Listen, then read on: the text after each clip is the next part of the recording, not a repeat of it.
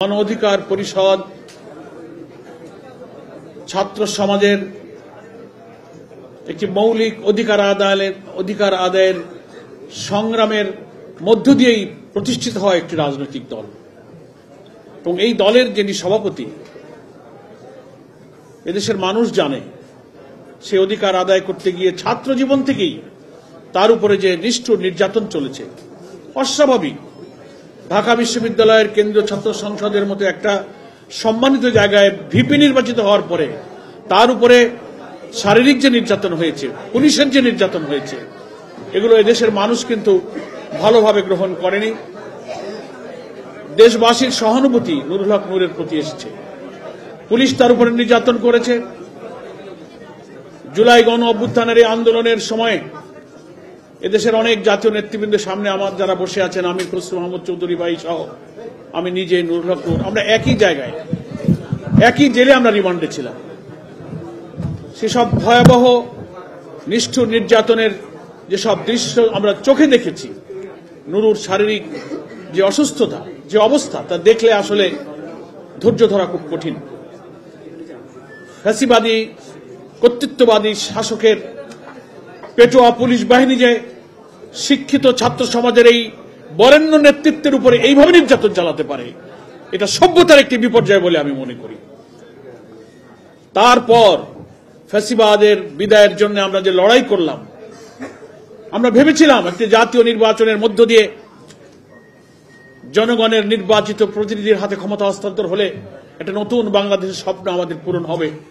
সুশাসন পাবো, বাধাহীন পরিবেশে, গণতান্ত্রিক পরিবেশে রাজনৈতিক দল, সাংবাদিকরা তার মত প্রকাশের সুযোগ পাবে, রাজনীতি করার সুযোগ পাবে, ছাত্র সংগঠন অবাধ বাধাহীন পরিবেশে গণতান্ত্রিক পরিবেশ তারা ভোগ করবে। কিন্তু বিস্ময়ের ব্যাপার, অতি সম্প্রতি এই নুরুল হক নূরের উপরে আবার কিভাবে ফ্যাসিবাদ মুক্ত একটা সমাজে আবার যে নির্যাতন করা হয়েছে, সেটা জাতি বিস্মিত হয়েছে, স্তম্ভিত হয়েছে। ডিজাইন, এলিগেন্স, বিউটি, সেরা পণ্য সবার জন্য জেভিকো। সে অসুস্থ, তার চলাফেরা হাঁটতে দেখলেই বোঝা যায় যে স্বাভাবিক সে নয়। দেশের বাইরে সে চিকিৎসা নিয়ে এসেছে। আমরা বাংলাদেশ জামাত ইসলামের পক্ষ থেকে তার সুস্থতা, সুস্বাস্থ্য কামনা করি এবং এই মজলুম নেতারকে ঘিরে গণ অধিকার পরিষদের মূল সংগঠন, অঙ্গ সংগঠন, পার্শ্ব সংগঠনের বিপ্লবী কর্মীরা যেভাবে এই সংগঠনের অকুতোভয় অগ্রযাত্রাকে অব্যাহত রেখেছেন, জামাত ইসলামের পক্ষ থেকে আমি তাদেরকে আন্তরিক ধন্যবাদ জানাই। এবং সামনে জাতীয় নির্বাচনের যে অভিযাত্রা শুরু হয়েছে,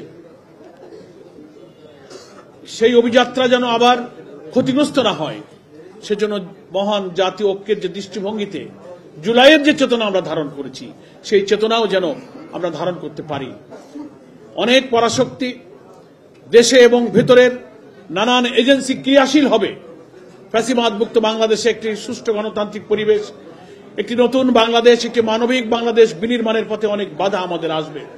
সেজন্য রাজনৈতিক মত পথের ভিন্নতা থাকা সত্ত্বেও আমরা যেন দেশ গঠনের মেজর ইস্যুতে যেন আমরা জাতীয় ঐক্যমত থাকতে পারি। আমরা দুর্নীতিমুক্ত সমাজ চাই, নিরপেক্ষ নির্বাচন চাই, জনগণের ভোটাধিকার প্রয়োগের মধ্য দিয়ে যেন প্রকৃত মতামতের প্রতিফলনের মধ্য দিয়ে সরকার গঠন হয়। এইসব ব্যাপারে তো আমাদের রাজনৈতিক দলের মধ্যে কোনো ভিন্ন মত নেই। অনেক ন্যাশনাল ইস্যুতে আমরা ঐক্যমত্য থাকলে আশা করি দেশ গঠনে আমাদের পরাশক্তি এবং অভ্যন্তরীণ শক্তি প্রতিবন্ধক হতে পারবে না।